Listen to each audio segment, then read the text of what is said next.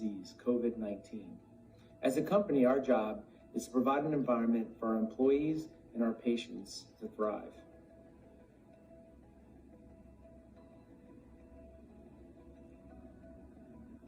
But one of the things that we're doing is that we're pre-screening our patients.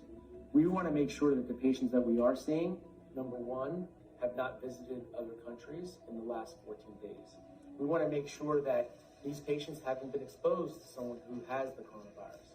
We want to make sure that these patients are not caregivers or aren't regularly around people that are very susceptible to the coronavirus.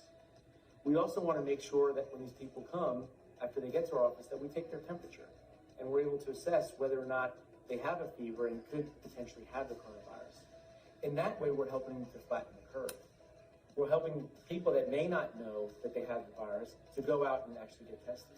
The American Dental Association stated, we as dentists should only be doing essential procedures. So I will tell you, based on the data I had yesterday, that I was thinking, well, all right, let me figure out what the essential procedures are.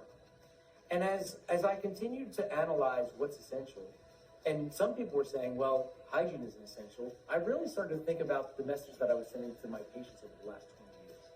For the last 20 years, I've been telling my patients that there's a correlation between periodontal disease and heart disease and stroke and diabetes and Alzheimer's. Inflammation in the system that is caused by periodontal disease has been shown to cause a lot of these other diseases.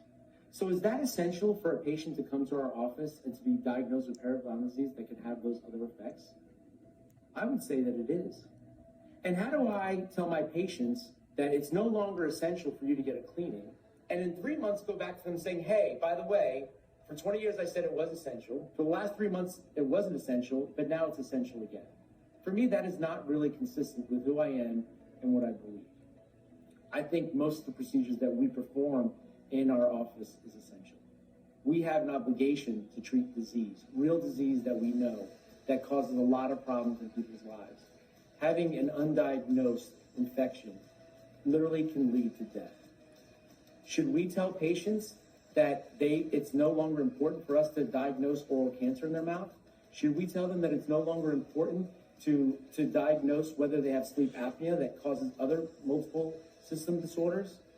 I would say no. I will tell you, we're taking extraordinary measures in the company.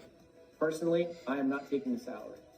A lot of members of my executive team have also offered not to take a salary, take an extreme reduction in pay. We want to use our resources to help our patients and to help you.